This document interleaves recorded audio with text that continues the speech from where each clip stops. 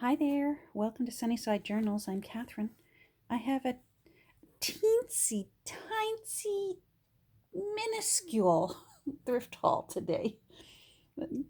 Not much, but I thought I'm going to share it. Sometimes a little short video is nice because you can just hop on, hop off, sort of thing. So yesterday we went north of where we live, I guess about 2 hours. My husband's parents are buried in a beautiful little cemetery in a little town north of us. And the family likes to make sure that, that their graves are clean and tidy. And then, depending on the season of the year, they like to put something there. And of course, just remember and pay respect. So we were going to go up anyways, and so we took the winter wreath to put on their graves, and that was nice. And then and I mean that sincerely, I'm one of those weird people. I love cemeteries. I find great comfort in cemeteries. I love seeing the headstones. I love knowing that people, on this earth, we come and go. We all get a turn, and some of us get a long turn, some of us get a shorter turn. But, we get a turn down here on earth. So I love looking at headstones and taking pencil etchings of headstones. And yeah, I'm a weirdo. Um, anyhow, so we went up there and had a little talk with them and told them we missed them. What else is this? Oh, okay. And put a nice wreath on their grave and figured out where Hector was and where Nellie was. It's still a family mystery.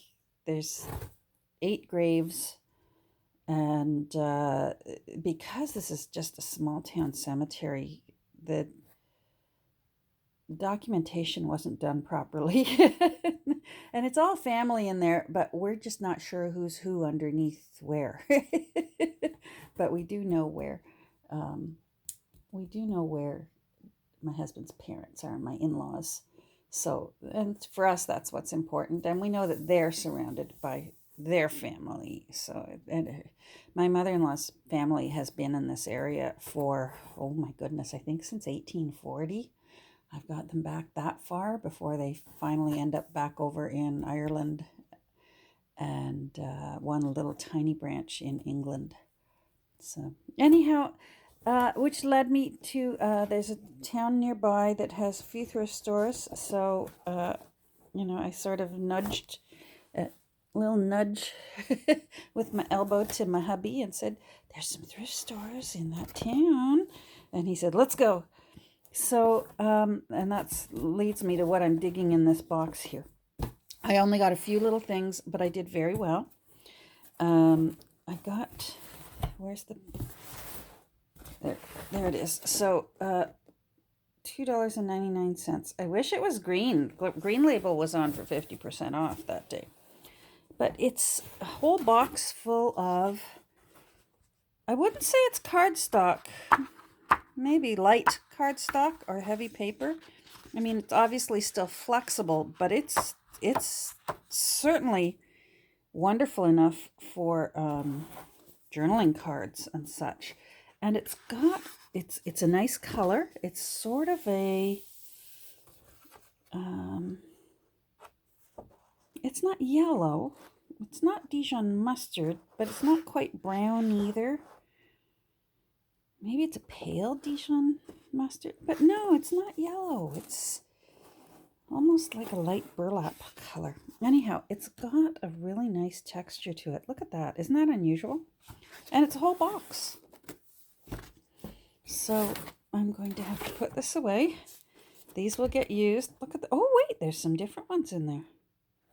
Oh, isn't that nice? Okay, hold on. I'm going to have to go through this. Oh, that's nice too. That's a little creamier. That's like a buff color. Oh, and that's my color. Okay, those. That's nice too.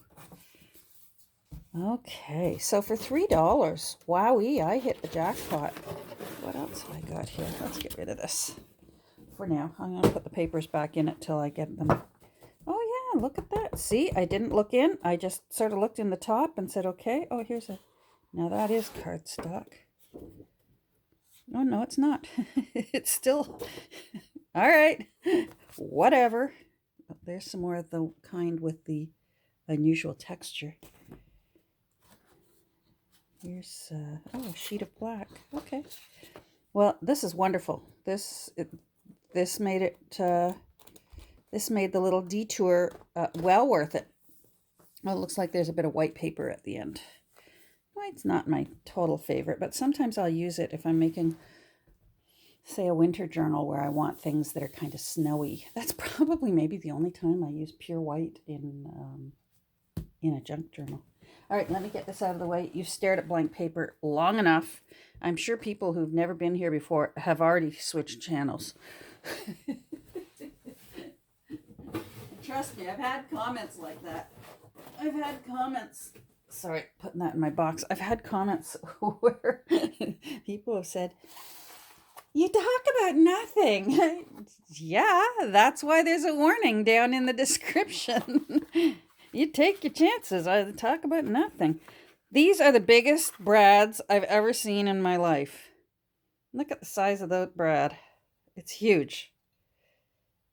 This is like the murder hornet of brads. They're huge. And they really are brass. These are old, and look at the lovely color on them. I hope that's showing up. They're really, really nicely patinaed. Build 'em up. Isn't that a great name? Build 'em up paper fasteners.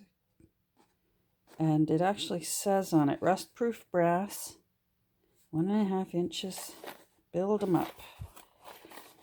No barcode. Wow, so these are the round ones. It looks like they also made a square kind. That would have been fun to get. Oh, hold on. There we go. Anyhow, this box pretty well, I bet, is almost full, because I don't know how they would fit any more in it. So that was, I'm happy to get that. I'll find things to use these on. They're still nice on a cover to add some detail when you're putting down an illustration on the front of a cover or that sort of thing. I also thought, wouldn't they look kind of nice? I use brads more for detail work as opposed to actually functional. When I use brads, it's usually to make things pretty, and not necessarily to actually have a purpose.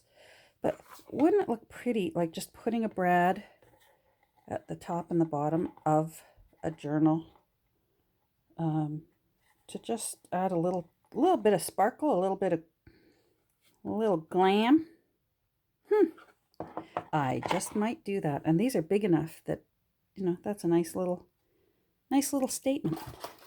All right, we will talk about this fella in a separate video, because I have some work to do on Taylor of Gloucester. But that will probably be tomorrow morning. So because I'm not ready to get to work on those things yet. I have packaging to do. I have other things to do this morning. So I will be taping a Taylor of Gloucester work video. Now I got, I never turned down, sorry for the plastic crinkle sound, anyone who's sensitive to that.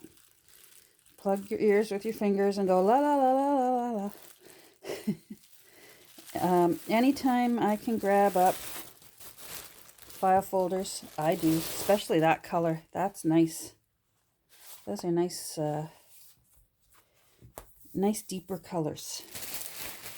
I really love this color. So these make very nice backing for, well, journaling cards. They also, I will use this kind of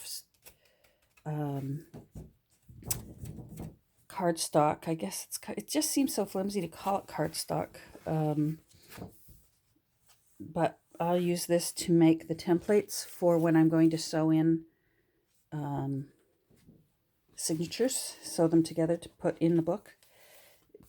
So many uses. These are fun to use sticking out the edge of a book. I haven't done that in a while, but these are fun to just stick out the edge of a book and actually make the anchor pages for a signature. So I'm always happy when I can grab file folders, especially that nice color as opposed to the lighter color. Quite often they're this color, especially if you still get them at dollar stores. If you're a dollar store person, I try, like I said, I try and get secondhand. But if you're at the dollar store, grab them because it's still a really great, inexpensive source of cardstock. I found this book, and I don't even know why I opened it up because it doesn't look like the kind of book I'd grab because it's got a photo on the cover.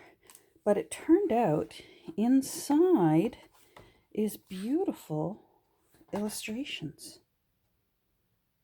Aren't they pretty? It's a husband and wife who he retired, so they went up to these gardens, and he was going to be sort of the garden tender, and she started painting. Look at this artwork. Like, look at this. And this woman, I've already been buried in this book. The illustrator, Molly Francis. She was born in 1946. She did not start learning how to do botanical illustration until 1988. She was 42 years old.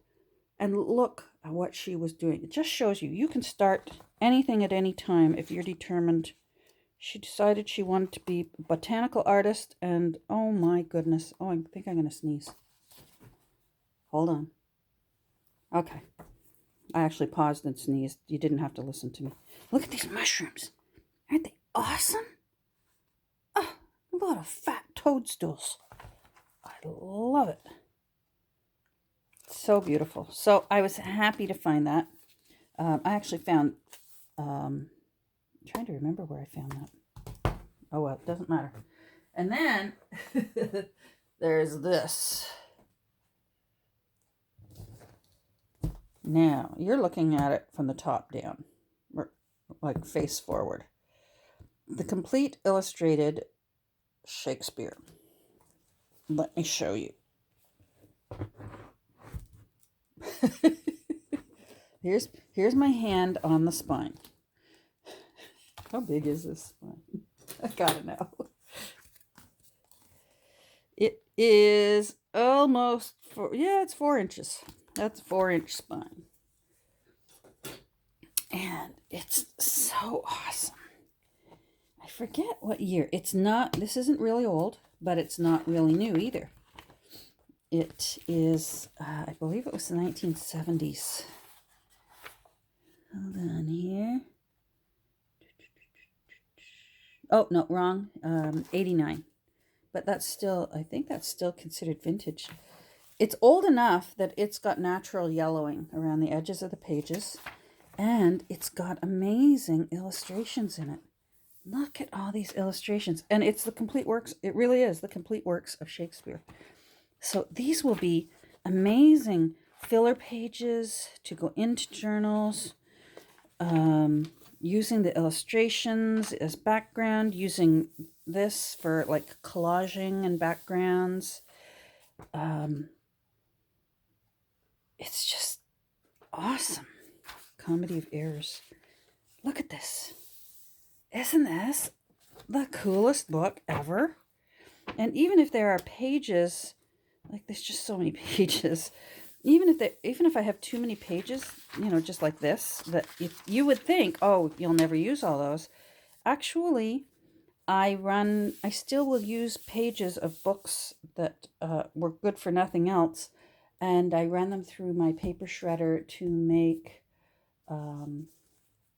to fill the box when I ship my books so that they're safe. As, I've lost the word I'm looking for. Instead of bubble wrap or that, I will just put shredded paper in and pack it around so that my little journals have a safe journey on their way to their new homes. So there we go. That's my teeny tiny thrift haul. Build them up. I love that. I'm going to get to work here, and I have a few things to do, and I actually have to run downstairs and get some laundry started. And I've been watching the birds out my window. My sister-in-law gave us a new bird feeder, and the birdies are loving it. So we're getting some cute little juncos. They're so cute. Juncos are maybe about the size of a chickadee, and they're all a beautiful slate gray, except for the lower part of their tummy is pure white. They are the cutest little birds ever, and we've been getting lots of juncos, which I'm happy about. Anyhow, I hope you have a great day. I hope you stay safe.